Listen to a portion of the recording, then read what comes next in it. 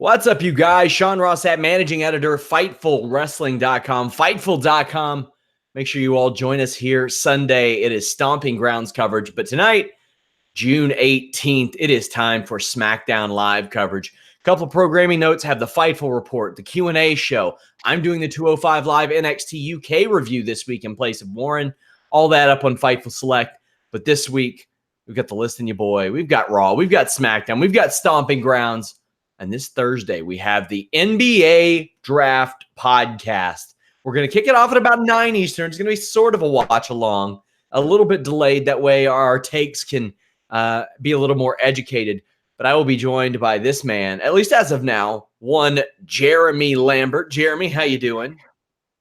Assuming my Matt Hardy internet holds up, I will be there. What was it that you blamed for the issues? I have a Wi-Fi extender downstairs because my modem is right next to my setup here in the office, but I have an extender downstairs because my wife uses the internet down there and the Apple TV, and it has to pull from that, and it just doesn't cooperate with Hangouts. So the extender is gone. Everything seems to be running smoothly tonight. We're in business, hopefully. Well, you know what? Sometimes not everything does pull so smooth, especially with your extender downstairs. Fortunately, our friends at Blue Chew can help. Damn, I'm good. BlueChew.com brings you the first chewable with the same FDA-approved active ingredients as Viagra and Cialis, so you know they work no matter what your stream is like. The prescribed online, shipped straight to your door in a discreet package. No in-person doctor's visits, no waiting at the pharmacy, no more awkwardness. Jeremy, you can take them anytime, day or night, even on a full stomach. Since they're chewable, they work twice as fast as a pill, so you can be ready when the opportunity arises, even at 11:05 p.m. on a Monday. You're good to go. Right now, you can get it for free. Free! Just use that code Fightful. Damn. Were you working on that ever since I tweeted that last night? As soon as you said extender last night, I said, ooh, give me that one. And she'll be saying the same thing when you take Blue Chew and use that code Fightful. I'm going to a wedding this Friday, and I legit had somebody hit me up and say, hey, got any of that Blue Chew? And I said, hey, I can't just dole it out. But you go to BlueChew.com, code Fightful, get it free. Man! Whew! We're making our stomping ground picks tonight. I don't know if we can top what just happened, though. So it was a good show, guys. It was a good show. Damn, I almost knocked my mic over. Mother of God. So this is, do you know how hard it was to pass up Big E's Freaky Hour as the segue for Blue Chew? How hard was that, Sean? Well, not nearly as hard as things will get when you take Blue Chew and use that code Fightful. Dolph Ziggler quickly interrupts the Freaky Hour talk, Jeremy. And he isn't as appreciative of Kofi as he has been in recent weeks. Kofi casually explains all the ways that he can win the match and how he will. I thought he was transparent as a way for WWE to remind everyone what the rules of a cage match were. But I thought he did it in a way that didn't beat us over the head with it necessarily. I thought it was pretty smooth. It was fine. I don't care about Dolph Ziggler and his should have been me nonsense. I will be happy when this match and this feud is over with. Ziggler, the match will probably be good. We'll talk about it later. It'll probably be good, but whatever. Dolph Ziggler can go away again. Lie to Chris Van Fleet and go away again. How dare he lie to Chris Van Fleet? I'm starting to get targeted ads for his comedy show in Lexington. Sorry. Yeah. So Ziggler says that he's going to make sure Xavier can't help him out, him being Kofi Kingston, anymore tonight. And he goes into actor mode. It should have been me. All right, man. This goes right into the opening match, and it's a good one. Xavier Woods, every time he's given an opportunity in a singles capacity, delivers, Jeremy. I thought he was amazing here, and Dolph Ziggler was really good too. Ziggler can have good matches, and that isn't my issue with him at all. My issue is just he's Dolph Ziggler, and it's hard for them. It's hard to care. Yeah. Xavier is great. I don't even want to say he's underrated, because that seems like that's like a Mike Conley thing. Is he's been called underrated so much. Let's plug the NBA draft show for Thursday. Yes. He's been called underrated so much that he's just properly rated now, but he's good at everything he does. And these two had a good television match. So I enjoyed this match. Yeah, I did too. I thought it was really great. Xavier Woods clothesline up against, or not clothesline, drop kick up against the ropes is really good. It looks really tough. Zayn and Owens come out and get involved. Zayn, wild card number 1. Xavier hits an awesome body block off the top to the outside on them and does this gut buster on Ziggler, like out of a press. That was awesome. Ziggler, however, kicks Xavier outside, does the zigzag in the ring, but won't let Woods roll out. I love the finish. It was a twist on the super kick, but Ziggler tied up Woods in the ropes a little bit, then hit it, pinned him in the middle of the ring. It was good. It was clean. Put over Ziggler ahead of this match. I don't buy Ziggler as winning, but we'll talk about that later. But what do you think of the super kick to finish it off? I don't know that I've seen one like that. Yeah, clever finish.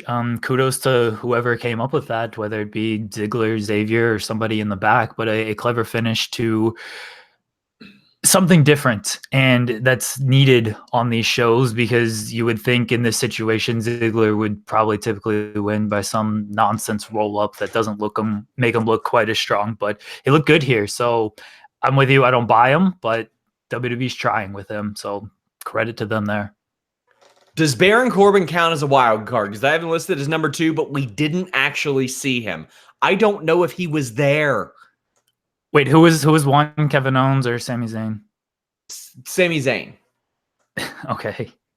I thought it was Kevin Owens. Yeah, I was actuallying you from your tweet. I'm not going to count Kevin Owens because I forgot what damn brand he was on. I do that all the time. I don't count Baron Corbin because he was not shown. It was just a sign on a door. So I will give them a pass for that one. Yeah, that's about the only way you can. Shelton Benjamin and B team are back over there the limit. They did. The B team and Shelton Benjamin are back there waiting on Corbin. Benjamin says he's going to use Corbin like Corbin's using everyone else. Matt Hardy emerges, calls Shelton Senor Benjamin. Thought that was kind of cute. Later on, we see AOP back there, and the thing is, I don't know what damn brand they're on, because outside of Super Showdown, we haven't seen them since before the shakeup. So I don't know if they're Raw. I don't know if they're SmackDown. I don't know if they got moved over. I don't know what the hell's going on with them, but rather unceremonious way to return these guys. I think they were on Raw before the injury, and they were. Now they're maybe on SmackDown. Who knows? They're just putting bodies on shows at this point. But Ziggler was on Raw and is listed as a Raw superstar on the site, but wasn't around until after the shakeup. So I'm like, did he move to SmackDown and just nobody said anything? What's going on here? Hot damn. They don't know. They're just drawing names out of a hat. Like, you're on the show this week. Wild card number 2 or 3, Alexa Bliss, and either number 3 or 4, Nikki Cross, appear about a half an hour into the show. But then I wonder, are they collectively number 3 or number 2 just because they're a team? What the hell's going on here? They count like the New Day. They just count as one. Yeah, but the New Day didn't count at all last night. The fine is coming. Have faith. Pissing me the hell off. Have faith. They will be fined in a press release at 11:30 at night. 11:30. My God. Bayley comes out drinking Alexa's coffee and tells Nikki that Alexa is using her. Bliss said that she's always seen through Bayley. Says Bayley never helped her when she needed it in NXT. Bayley says, damn, during her promo. That is not kid-friendly. The inflatable tube men had their hearts broken.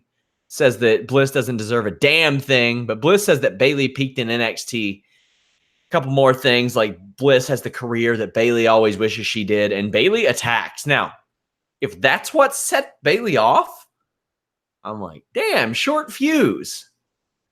Like, of all the things they said, that's what set her off.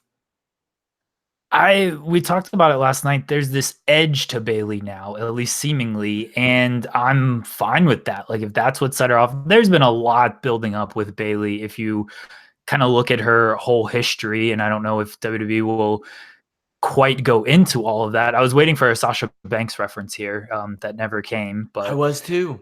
I was waiting for, Bayley saying like I never needed anybody or something to that extent. I was waiting for Bliss to be like, wait, weren't you like attached to Sasha just 3 months ago and always needed her? Never came up, but what can you do there? I like the edge to Bayley. Bliss continues to be great. I like Nikki Cross in the background, just making funny faces and really selling this segment with her faces. So kudos to all three women for doing a great job with this segment. And Joe Holbert will have a feature on it because it didn't suck. Yeah, his stipulation was that this didn't have to suck, and he would write a feature on it. So that's good to go. Cross broke it up, screamed at Bayley. It allowed Bliss to attack. Man, Nikki Cross, she's really delivering in this role. And this started out kind of lame, but I thought it got really good by the end, and I was quite okay with it. Wildboy87 in the super chat says, do you think Bray vignettes could have the same result as Emelina? Reminder, guys, if you all want to submit questions, send a super chat. We'll read your statement or question on the air. Or you can subscribe to FightfulSelect.com. It's the most direct way to support us every other week. And ask me as many questions as you want for our Q&A show. What do you think? Personally, I think they've got too much invested in Firefly Funhouse, and there's too much of a buzz around it for it to end up like Emelina. I can't see a way it ends up like Emelina. Just two completely different ends of the spectrum. Yeah. The only way in which I hope it ends up in like Emelina is that Bray Wyatt ends up in Ring of Honor wrestling Kelly Klein. That's about it. That's the natural progression. Don't wish that on that poor man. That's the natural progression. A lot it is. Backstage, Apollo approaches Zelina looking for Andrade. Now, I was sitting here thinking, man, is Apollo even on this show anymore? Because he showed up in NXT last week. So what's going on with that? She flirts with him. Spoiler. You're just giving out spoilers here on this show. Yeah, I am. I sure as hell am, because I don't cover NXT. Steven Jensen does that. On FightfulSelect.com, she flirts with him. Andrade attacks. And Chad Gable, who debuted on 205 Live last week, is backstage scouting. There's not a lot to talk about the attack, but what do you think Chad Gable's doing? Stealing Dana Brooks' former gimmick? Yeah. You think he's a good mathematician? Where'd he go to school? He's going the analytics route. Yeah, he's going the analytics route. AEW was talking about doing all these analytics. And yeah, Chad Gable is getting into the game. So he's stealing Tony Khan's gimmick. I like the way you do business, Chad Gable. Where'd he go to school at? Northern Michigan University. Now, I'm not exactly hip to whatever the hell it is they got going on. But I don't know. Maybe Dana I don't feel Brooks. like people from Michigan are all that smart. Damn, I wasn't going to go there. You were thinking it. I wasn't going to go there. Let me see where Dana Brooke went to college at. Kent State? Yeah, it's probably better school. Probably better school. Got to go with Dana Brooks' math skills on that one. The Kabuki Warriors versus the Iconics for the tag titles in Tokyo, but not really. It's for a shot at a shot. Like, these guys saw the AEW really confusing tag team match this afternoon and we're like, you know what? Let's do one of our own. Let's do a shot for a shot. Well, that's happening in Tokyo next weekend. Next weekend, we have SmackDown in Oregon. Do you think that Peyton and Billy Kay will talk about the crowd dying of dysentery as they drive their covered wagon around? It would be a missed opportunity if they didn't. Oregon Trail takes shots at the Trailblazers. Easy material for the Iconics. Oh, yeah. Shane Haas in a super chat says, any news on the Good Brothers? Another outlet speculated they signed new deals. I'm not going to speculate because I don't know. I know the Revival haven't signed new deals yet. That's about the only update in that regard I've gotten this week. Backstage, Ember Moon runs into Carmella looking for truth. but then approaches Fire and Desire, who have their donuts. A lot of people might not know it, but they review donuts on Instagram. YouTube. Yeah, okay, yeah, that too. Ember seemed really cliche and angry. Like, this seems to be perpetually what Ember Moon, her whole MO is. Like, she goes up and she says some cliche stuff, screams and attacks, and that's it. I got to see some more layers out of an Ember Moon. I have always caught heat for not getting Ember Moon because I just don't see it with her. Great wrestler, great look. I don't get the character. I don't know what she's supposed to be, what they're trying to build to with her, and this didn't do her many favors either. Is she a nerd because she likes video games and books? I don't know the story they're trying to tell with her, and she's just very lost in the shuffle. And I think the potential is there. I need to see more from either the writing team or for her creatively. Something needs to click with her that's not clicking right now. I love Sonya and Mandy. I think they're great together. And this segment, I thought they did a great job with it. And Sonya showed some good fire sticking up for her friend after Ember kind of sucker punched Mandy, I guess. So I like the feud. I think it's fine, but I just don't see it with Ember Moon right now. You just know that Vince McMahon or somebody saw her playing a Nintendo Switch backstage, and he's like, "What are you doing with that Game Boy? You fucking nerd." And that was her gimmick all of a sudden. Like that with, "You're reading?" Ah. Okay, cool. Heavy Machinery defeated the B team. This was not a match I was excited for, but hey, Otis is over, man. Otis was over. Daniel Bryan was very good. Otis is definitely over. Yeah. Daniel Bryan was good on commentary. He runs them down for wanting to be the bushwhackers instead of the sheep herders, which is phenomenal. The sheep herders were who the bushwhackers were before WWE, and they were a damn good tag team. I think it was the match against the Fantastics in the mid-'80s that really, really stands out. But Bryan also complimented Tucker and Otis. He talked about their athletic abilities and the things they could do in the ring that they do well, and really shut them down from a comedic aspect.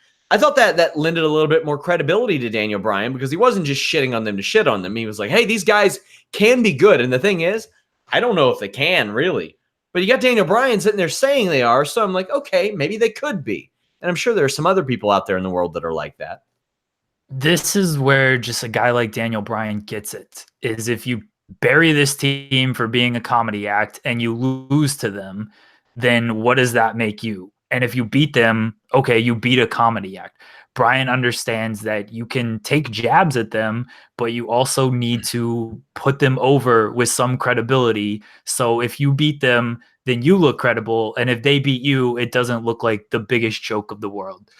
We don't deserve Daniel Bryan in any aspect of the sport. He's outstanding. Otis hits the Caterpillar, and I love that Bryan does the old Harley Race. Harley Race used to ask people what their finish was. He'd go, "What's your finish, kid?" And then when somebody would tell him, he goes, "I'll move." Daniel Bryan said he would do that about the Caterpillar. He's like, "I'll move." Okay. Who had the line, "What's your finish so I can kick out of it"? Was that Hogan? I think so. That's unbelievable. Actually, it's very believable from him. Heavy Machinery went with the compactor.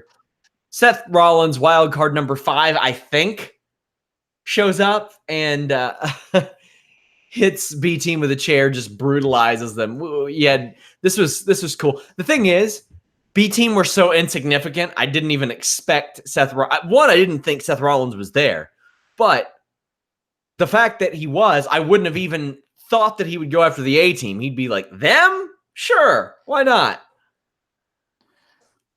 If he's going to attack Eric Young, he may as well attack the B Team. He's still living up to his word. I mean, at least the B Team are former tag team champions. What does Eric Young accomplish? Hey, but he is the most decorated wrestler in TNA history, Jeremy. How dare you? Who are you to doubt Eric Young? I've not beaten nearly as many people as Eric Young. Eric Young is a two-time NWA World Tag Team Champion. He held the TNA Legends Championship, the Global Championship, the Television Championship, and the King of the Mountain Championship, all of which are technically the same championship, but he held every iteration of it. He is a Knockouts Tag Team Champion, the last one. He held the TNA World Beer Drinking Championship. Do you remember that title? No. It was a replica of John Cena's spinner belt. It was the foam version, but I do remember they glued a beer bottle to it and it spun around. He is a two-time tag team champion with Kazarian, still at it, by the way, Scott Hall, and Kevin Nash.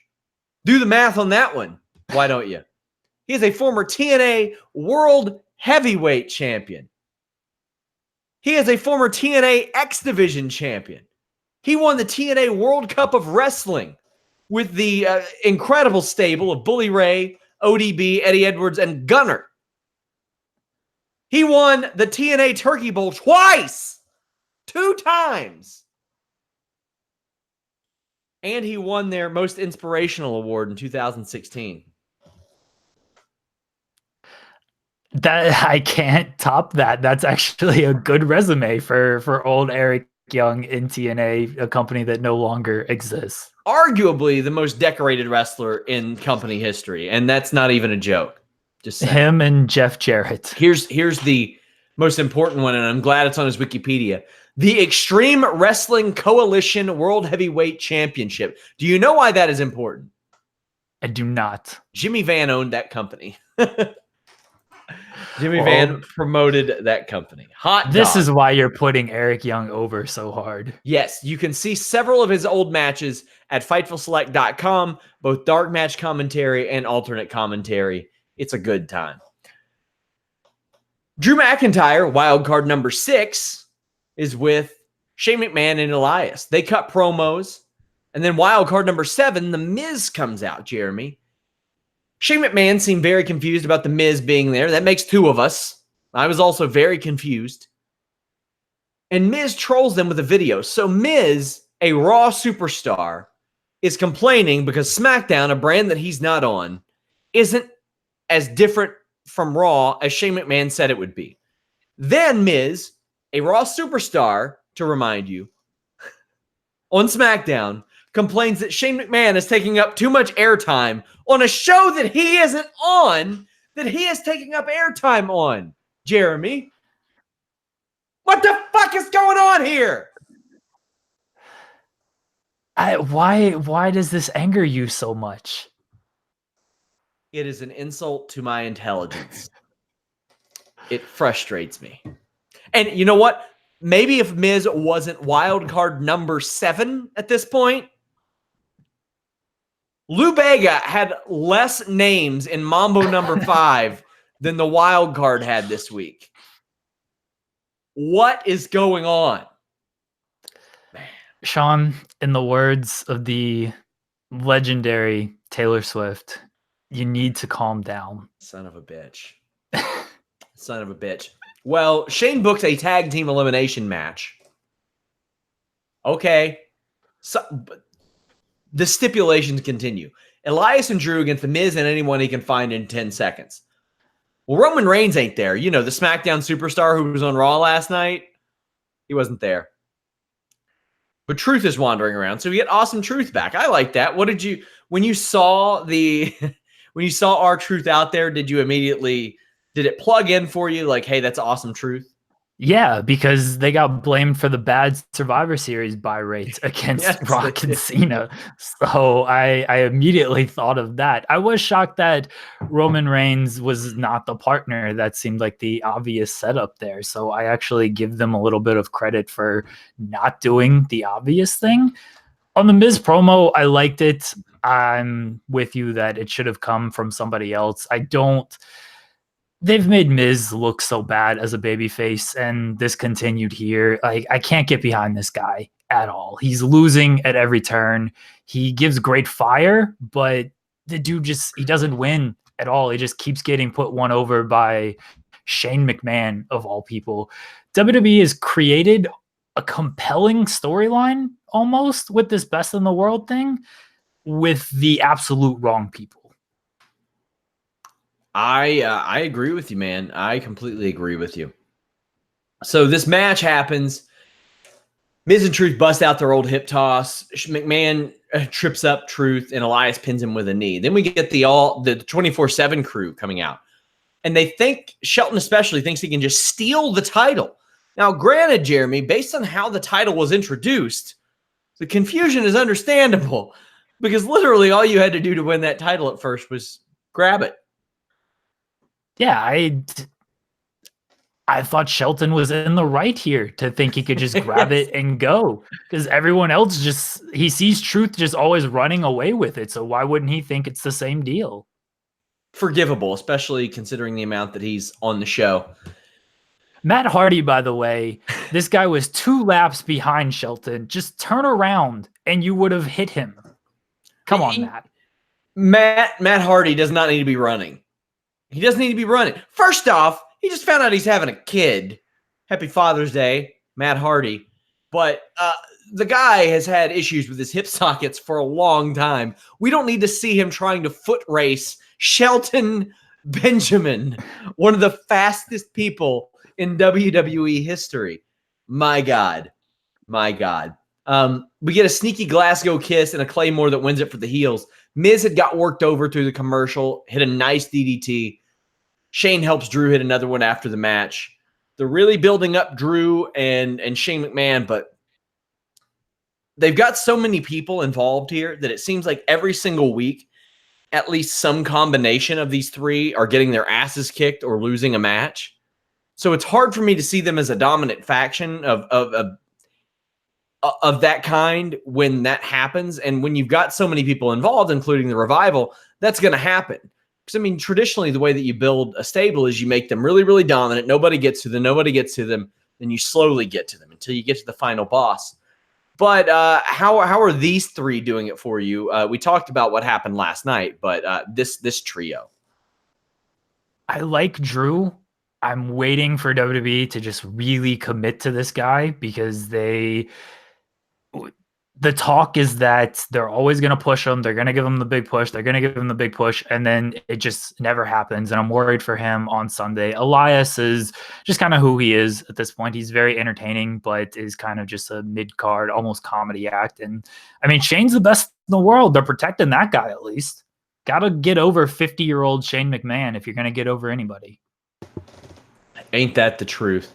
So up next, we'll kind of go into the 24/7 thing because after the match, Truth is gone. He's leaving. He approaches an SUV and sees the ref hop out and go, "You're an Uber driver too?"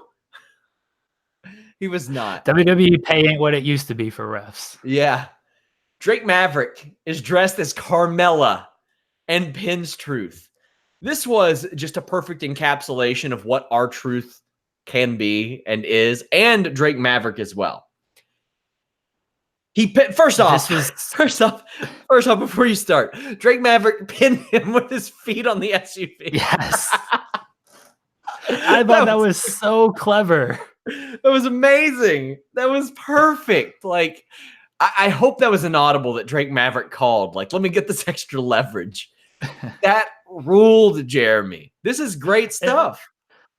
Drake Maverick. I mean, R-Truth has been the star of the 24/7 title, but Drake Maverick with his social media posts has been the second star in this whole thing. With the flyers, just people saying, "Oh, you're not paying attention to 205 Live, where you're the general manager," and then he brings in Gable to help out there. He's been really good on social media, and it's good to see him get rewarded with this title. I don't know how long the run will last. He's getting married this weekend. If that wedding doesn't get crashed, then I don't know if they want to do that, but it seems like the perfect opportunity to just crash this man's wedding and have a title switch at a legitimate wedding. And they can show it at Stomping Grounds too. They can show it there. But EC3 is the best man at that wedding. Like and what would be even best, EC3 is kind of a ref now too. Can he just pin him and count it himself? I'm so excited about all this. Truth, after all this, still thinks it's Carmella, and it's like, what? Carmella's getting married and didn't invite me? Amazing. Amazing. It was a fantastic segment. These 24/7 title segments are so good. And you said that the wrestlers are getting more creative freedom with them. And shocker, you give these guys a little bit more creative freedom, they produce good stuff. I mean, if this were back in the day, they'd have Drake Maverick a camera in his bedroom as he's about to consummate the marriage. And then a ref rolls in and somebody else covers him. And he's like, "You're not my wife." Like they would go that way. And you don't know how hard it was to not go into a Blue Chew segue there about getting to 2.9, but you kick out. But I won't do that. I'll save that for Stomping Grounds. But, regardless of if you're at a wedding or at Stomping Grounds or you're backstage or you're in the parking lot, you can listen to our friends at Knockdown Sports Radio anywhere. Chris Callicutt and Cody Teague dive deeper into popular sports topics on Knockdown Sports Radio. They take a look at the social and cultural side of sports, look past all the hot take debate shows, and listen to in-depth opinionated conversations, and you can do it anywhere. If you want to support their podcast, go to anchor.fm/KSR. Hit the support podcast button. A portion of the proceeds raised for the rest of June will go to the ADAA for anxiety and depression awareness. You'll hear interviews with sports and podcast personalities. I myself have been on their show and had a blast last year talking about NBA. Chris will be joined by ESPN radio host Freddie Coleman this week. Find the show anywhere you listen to podcasts at, and check out their Twitter at knockdown_media. Knockdown Sports Radio. You guys will love this show. It is a blast. Make sure you guys check it out. Chris is slated to join us on the NBA draft show this Thursday, so you'll get to hear a little bit about him and from him on that show.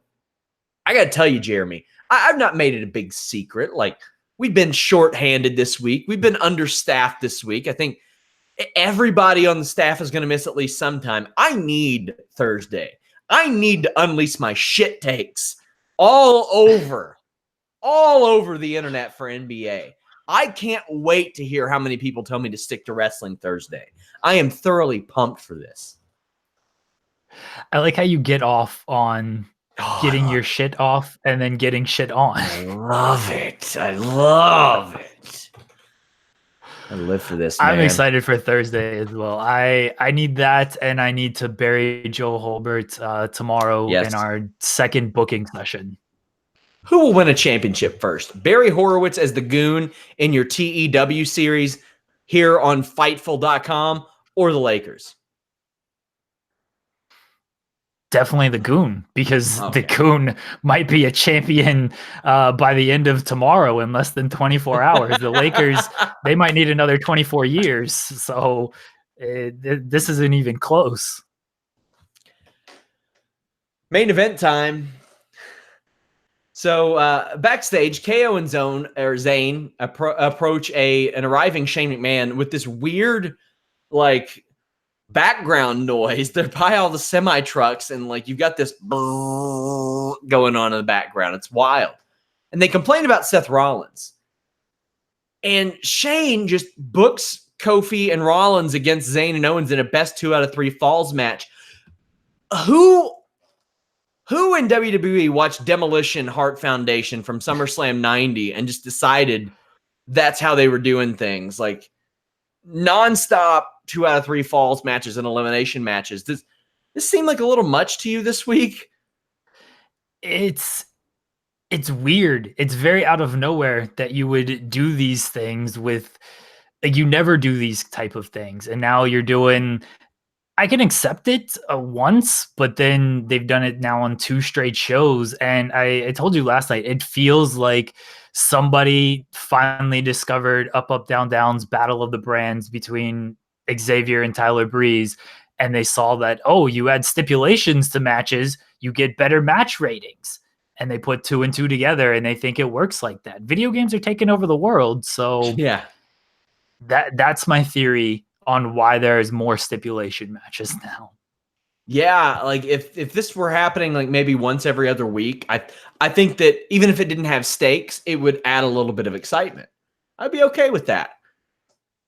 So I do like that. Go ahead. Oh, I do like that on the like 2 out of 3 falls matches. Like they're doing 2 straight falls, and the elimination matches they're doing 2 straight eliminations. It is different.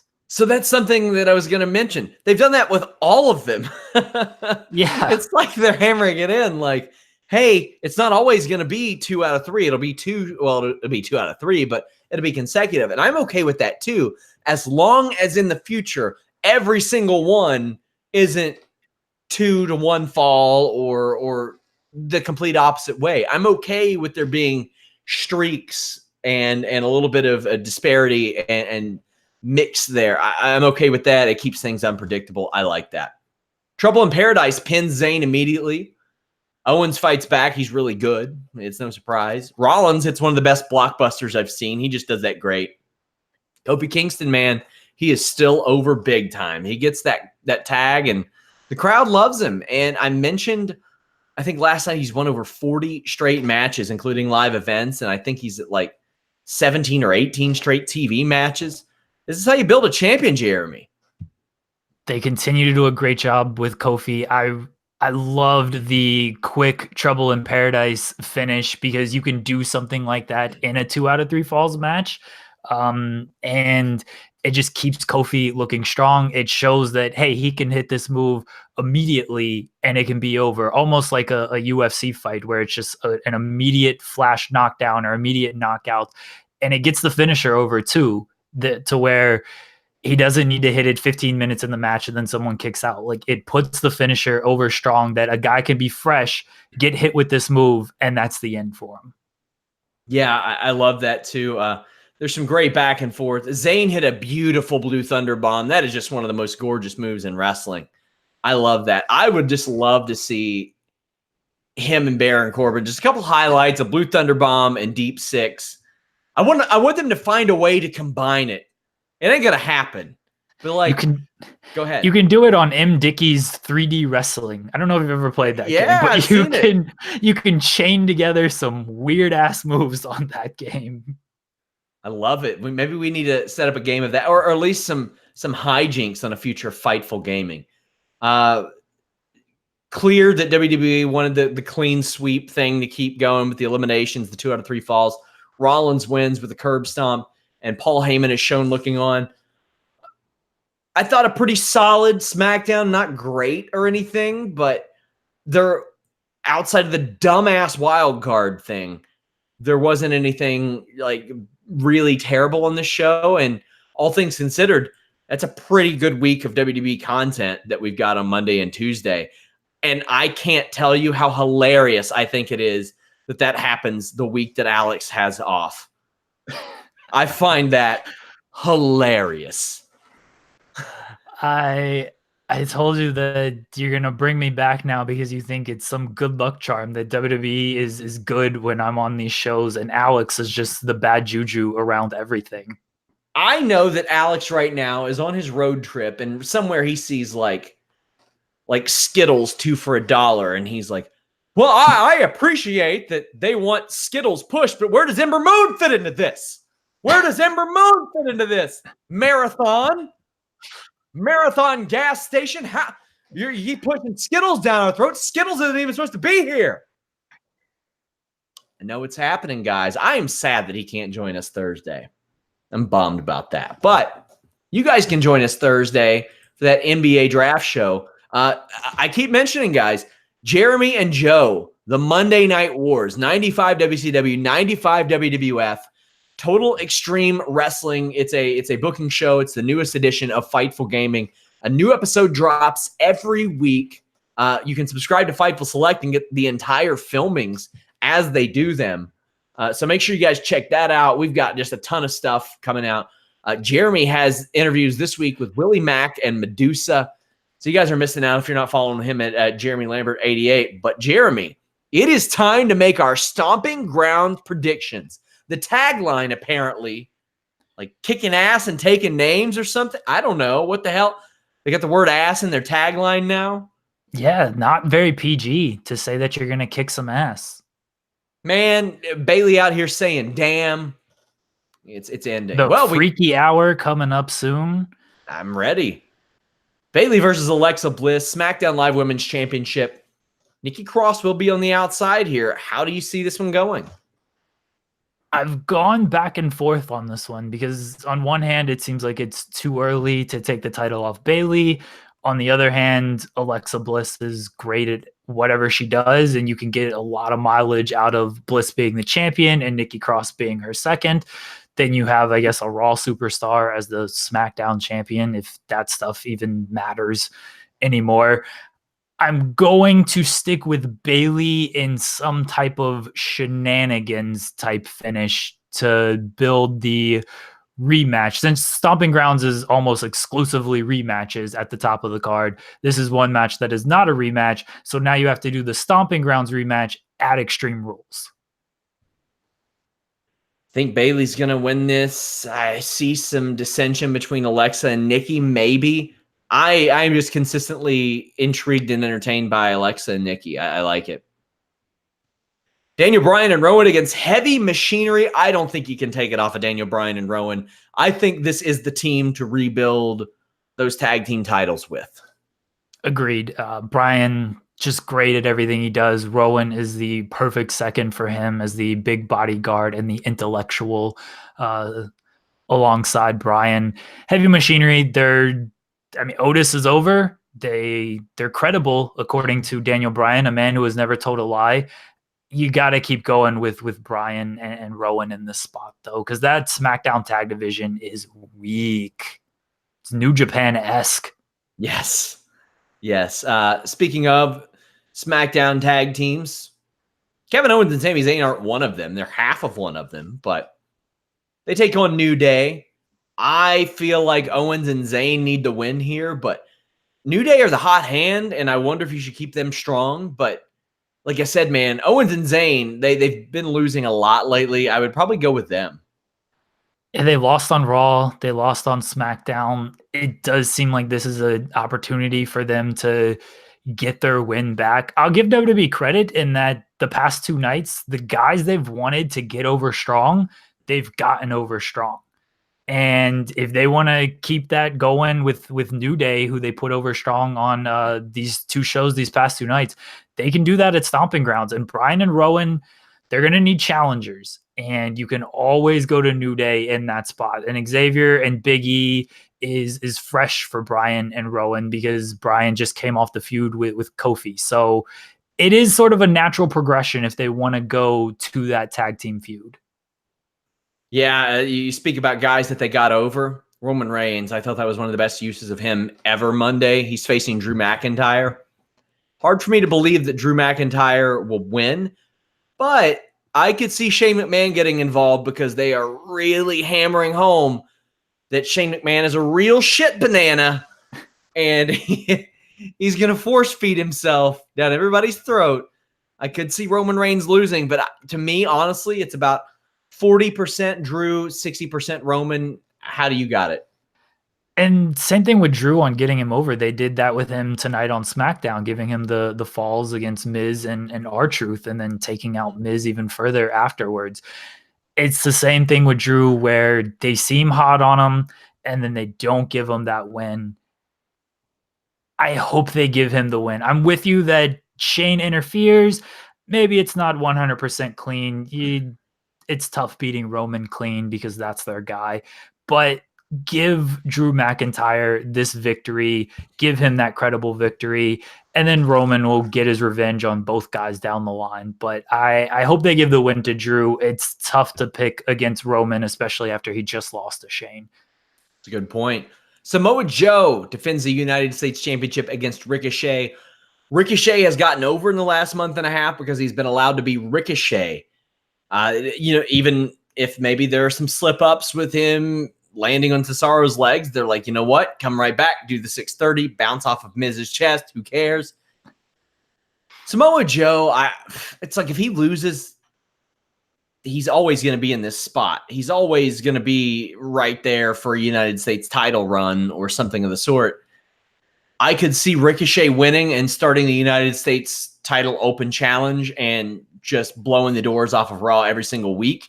But they do that very often, then they forget about it in 2 weeks and start a feud. So what do you think?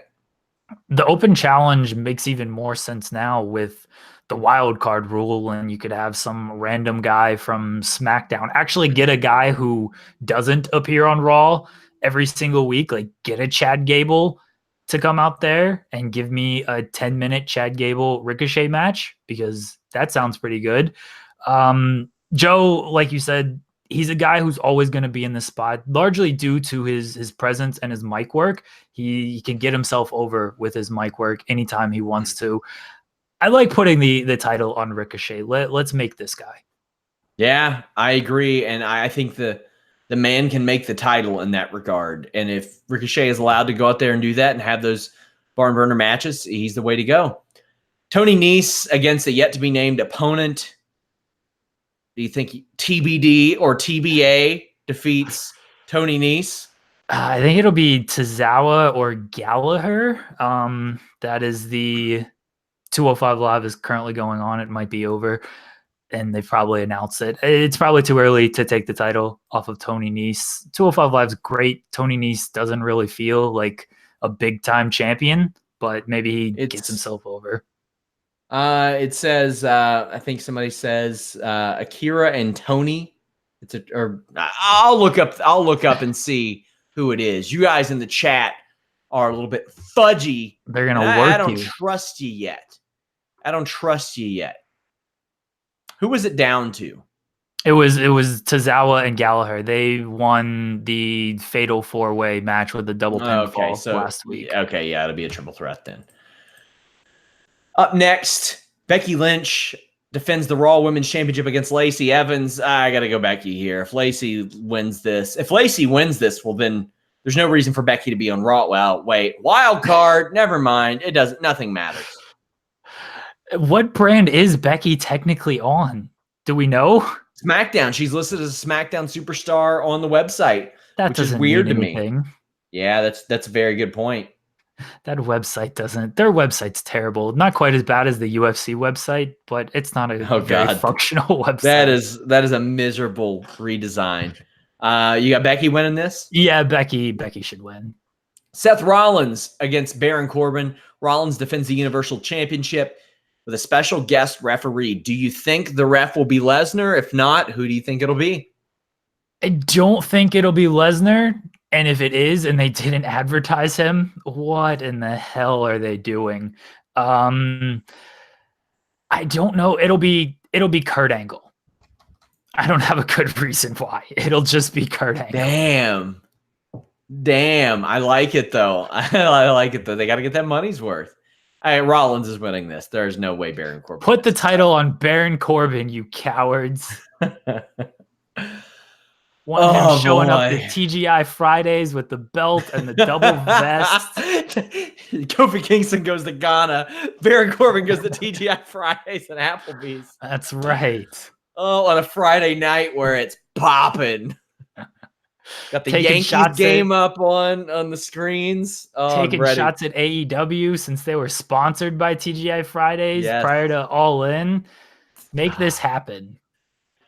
Kofi Kingston defends the WWE Championship against Dolph Ziggler. Kofi's winning this. My God, he's one of the best built champions in recent memory. He ain't losing to Dolph Ziggler. You don't think that Dolph Ziggler is trying to escape and Kofi grabs him by the hair and Ziggler's hair is just so slick that he slips down and wins the match? No, I don't. I think it happened via an accident for sure.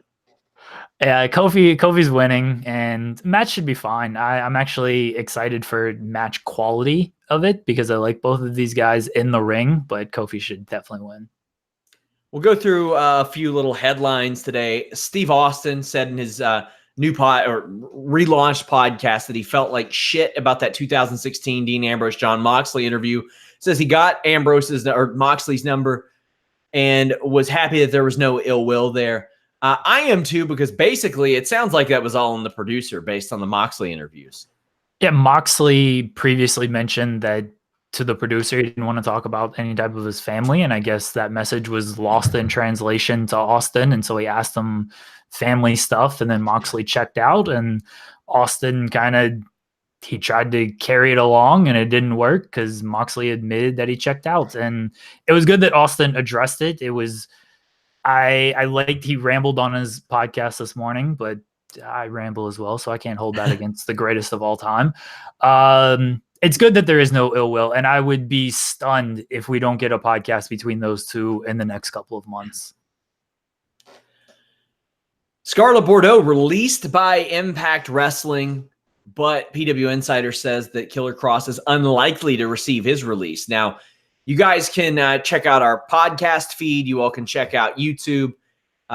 Dennis Farrell and Petey Williams, Wrestling Perspective Podcast, had an awesome interview with Killer Kross last week. Jeremy, you were putting it over to me last week as well. Dennis Farrell is very good. If you think that because it's a Petey Williams podcast that Dennis isn't going to go in depth on this stuff, he does. And Killer Kross was very candid, Jeremy, about his status, about Scarlett Bordeaux's status. She lives with her family, for the love of God. Did it surprise you that Scarlett got her contract or got her release? And do you think they will eventually give in? Because quite frankly, both of these people would get heavy interest all over the place. I was very surprised that they gave Scarlett her release. It seemed like they were going to stand pat on both of them. So when they came out and said, yep, we've released her, I was like, okay, that's good for Scarlett. It's good that she was able to get out, because Killer Kross, first off, that podcast was so good last week, and one of the better podcasts and interviews that I've had the pleasure of transcribing. And Dennis Farrell is really good at what he does. Petey Williams adds a different perspective, being a producer and still a wrestler. And Killer Kross is very open with everything. I encourage everyone to listen to that podcast if you haven't already.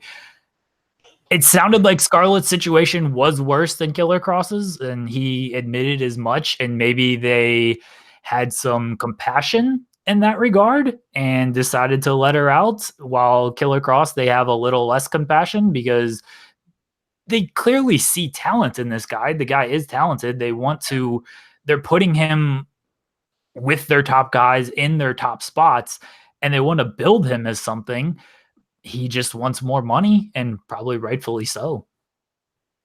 1,000 apologies to the person in the chat who corrected me on Becky Lynch being listed as a Raw superstar. From now on, because you were upset, I'm going to make sure to check her WWE.com profile daily. I got to make sure to do it. Oh, now this dude, I'm going to have Sean message me and be like, hey, make sure you mention in the fight size what brand Becky Lynch is on. You got it. Guys, if you all aren't opening those fight sizes and going into those every morning, every evening, you're missing out, because it keeps you from clicking on 40 articles at a time. Myself or Jeremy or Andrew compile a lot of news that kind of falls through the cracks. One of those, which we actually turned into a full article, Aerostar is okay after his crazy-ass AAA dive. Last night, Sarah Logan says that she is a Viking and will raid the women's division. I'm okay if she ends up there, with the War Raiders, the Viking Raiders, whatever it may be. You also have Savio Vega debuting for MLW. That is a very MLW thing to do. Tony Khan says AEW will hold a tag team title tournament when they start on TNT. Also noted, their show will be 2 hours and will be live every week, which I love. Jon Moxley to miss the opening day of G1 Climax at the urging of AEW. Which of these stories stood out to you the most, Jeremy? The Moxley one got a lot of the headlines. It's good that he's not out of the entire tournament. I don't begrudge AEW for saying he's our guy. We're going to keep him from this United States match. The Tony Khan stuff, I think we all kind of knew it was 2 hours and it was going to be live. Tony Khan just confirming it's news, but at the same time, it was in the press release. So that wasn't too big of a deal to me. I'm glad Aerostar is okay. Don't do that, dude. Don't do it. And did you see his follow-up tweet where he said, like, it's not an impossible flight. I will practice it and get better. Like, yes. Dude, What? He was No, like, he was don't like, practice this at all. he was like, you as an audience deserve it. And I'm like, we don't really. Yeah. We're not that great. We are by and large very terrible, especially collectively as an audience. We're actually pretty consistently terrible. But guys, if you want something that is consistently terrible, you are going to want to tune in Thursday night, 9 p.m. Eastern. Jeremy is actually somewhat of a professional as it pertains to covering NBA basketball. Don't He's give done me that that. much credit. I've dabbled a little bit. I covered NBA for Fansided. I've done a little bit back in my day, but it's going to be a time. It's going to be good. And hey, if you guys like it, we will do more of it. Jeremy, tell the people what you got going on this week.